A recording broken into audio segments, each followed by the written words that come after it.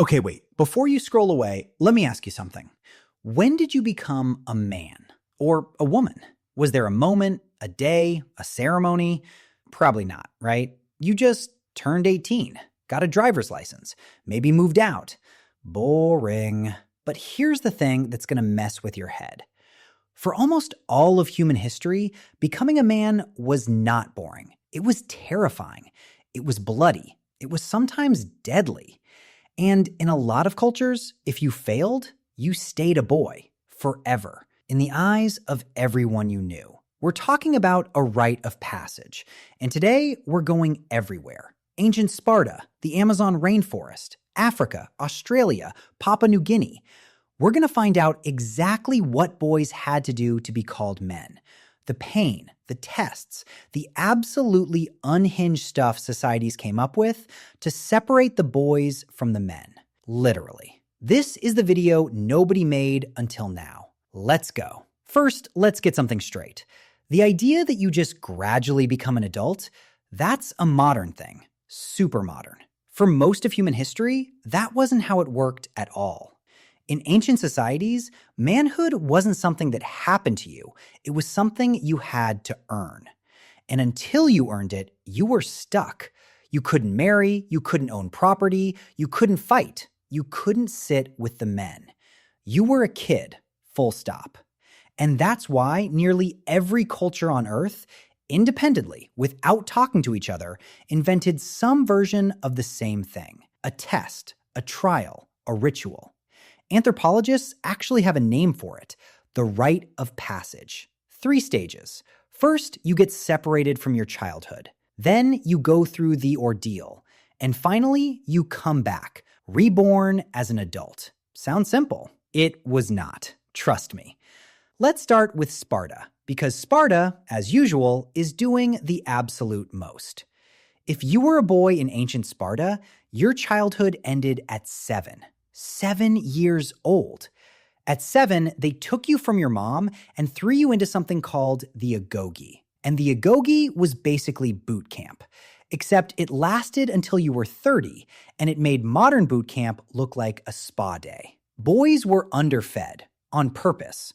Why? So they'd learn to steal food to survive. But, and here's the twist, if you got caught stealing, you got beaten. Not for stealing, for getting caught. The lesson wasn't don't steal, the lesson was don't fail. Wild. And then there was the final test, the cryptia. Some Spartan boys were sent out into the countryside with basically nothing and told to survive on their own. And in some accounts, to prove themselves against the local enslaved population. It was brutal. It was ugly. But if you made it through, you weren't a boy anymore. You were a Spartan man, a soldier. And in Sparta, that was the only thing worth being. Okay, buckle up, because we're going to the Amazon rainforest, and I need to introduce you to the Satere Mawe people of Brazil and their bullet ant glove. Quick science moment. The bullet ant has one of the most painful stings on the entire planet. It's called the bullet ant because getting stung feels like getting shot. People who've been stung describe hours of pure throbbing agony. One sting. That's all it takes to ruin your whole day. Now, here's the ritual. To become a man, a boy has to wear a glove. A glove woven full of bullet ants. Dozens of them. Stingers pointed inward. And he has to keep his hand in that glove for around 10 minutes. 10 minutes. And it doesn't stop there. To fully earn his place, a boy is expected to do this multiple times over the years. Some accounts say 20 times. And through all of it, the shaking, the pain, the tears, he's supposed to stay strong. Because the whole point is this: life is going to be full of suffering, and a man is someone who can endure it without giving up. Heavy stuff, but you gotta respect the message. Let's head to East Africa now, to the Maasai people of Kenya and Tanzania. And the Maasai are famous for a lot of things, but their journey into manhood is legendary. For a young Maasai boy, becoming a Moran, a warrior, was the goal of his entire childhood. And the path there involved courage tests that would make most of us hand in our man cards immediately. Historically, one of the ultimate proofs of bravery was the lion hunt, a group of young men armed with spears facing down an actual lion. Now, and this is important, this practice has largely been stopped today, partly to protect lion populations, and the Maasai have shifted toward other ways of celebrating bravery. But for generations, this was the test. Fear a lion? Sure, everyone does.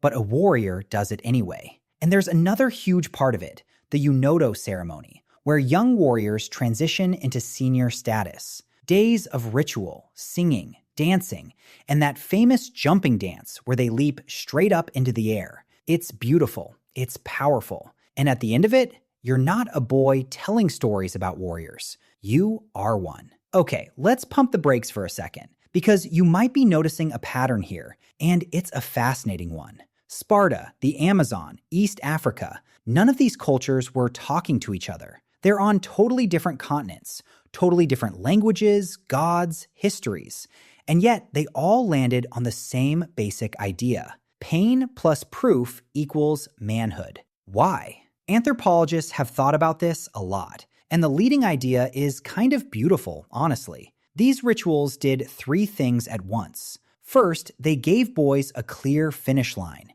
You always knew exactly where childhood ended. No confusion, no drifting. Second, they built bonds. When you suffer through something insane alongside other boys, those boys become your brothers for life. And third, maybe the biggest one, the whole community witnessed it. So when you came out the other side, everyone agreed you were a man. It wasn't your opinion, it was official. That last part matters way more than we give it credit for. Keep it in your back pocket. We'll come back to it. Now let's travel to Australia, to some of the oldest living cultures on the entire planet. The Aboriginal Australian peoples, whose traditions stretch back tens of thousands of years. Let that sink in. Tens of thousands. You've probably heard the word walkabout, and there's a lot of pop culture nonsense attached to it, so let's be careful. But at its heart, the idea of a young man going out into the land alone, surviving, and connecting with his ancestral heritage, that's real, and it's profound. For many Aboriginal groups, a boy's initiation meant learning the sacred stories of the dreaming, the deep spiritual knowledge of the land, the law, and the ancestors. This wasn't just about proving you were tough. It was about becoming a keeper of knowledge. An adult wasn't just someone who could hunt. He was someone the community could trust with its most sacred secrets. And that's a really important shift to notice. Manhood wasn't only about strength. In a lot of cultures, it was about responsibility, about being handed the knowledge that keeps a whole people alive. All right, this next one is incredible. We're going to Papua New Guinea, to the people who live along the Sepik River, and they have one of the most striking initiations on Earth. To these communities, the crocodile is sacred. The crocodile is the powerful spirit of the river. And to become a man, a young boy goes through a ritual to become the crocodile. Here's how. In a special ceremony, elders carefully cut patterns into the skin of the young men. Rows and rows of raised marks across the back, chest, and shoulders. When they heal, these scars look like crocodile skin. The idea is that the boy is being eaten by the crocodile spirit. His childhood is consumed. And what emerges is a man, marked forever with the strength of the river. Is it painful? Enormously. But that's kind of the whole point across every culture we've looked at, isn't it? The mark, the pain, the transformation. It's permanent. You carry your manhood on your body for the rest of your life. Nobody can ever question it. Now, real quick, I want to show you that not every rite of passage is about pain. Some are about knowledge and community, and some are still going strong today. Take the bar mitzvah in Jewish tradition. At 13, a boy becomes accountable for his own actions under Jewish law. He's now responsible for following the commandments himself. He reads from the Torah in front of his community. And just like that, in the eyes of tradition, he's crossed over into religious adulthood. Notice what's happening here, though. It's the same three stages: separation from childhood, a public test, reading sacred text in front of everyone, and a community that witnesses it and agrees. You're an adult now. Same formula. No bullet ants required. And that's why it's survived, because it does the job every rite of passage is supposed to do.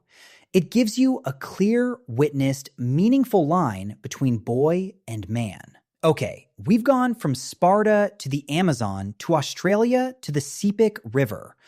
Let's take a breath and ask, what does all of this actually mean? First, becoming a man was almost never an accident. It was earned and it was witnessed. Across every culture, there was a clear before and a clear after. You knew when you crossed the line, and so did everyone else. Second, and this is the big one, it was never really about the pain. The bullet ants, the lion, the scars, those were the tools. But the actual goal was always the same: to prove you could handle responsibility, that you could endure, that you could protect people, that the community could count on you. And third, here's the part that hits home. We kind of lost this. In the modern world, there's no clear moment anymore. No ceremony, no finish line. A lot of young men today are basically asking the same question boys have asked for thousands of years.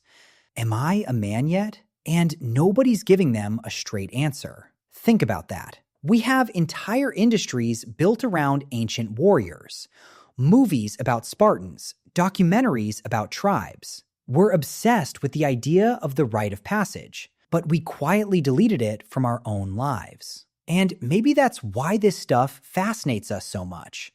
Because deep down, we get it. We understand that turning 18 isn't the same as being ready, that a driver's license isn't the same as being trusted, that there's something powerful about a community looking at you and saying out loud, you made it. You're one of us now. So the next time someone acts like these old rituals were just barbaric or weird, you can remind them. Every one of them was answering a real question. A question we're all still asking. When does a boy become a man? The Spartans had an answer. The Maasai had an answer. The crocodile men of the Sepik had an answer. Maybe it's about time we found ours.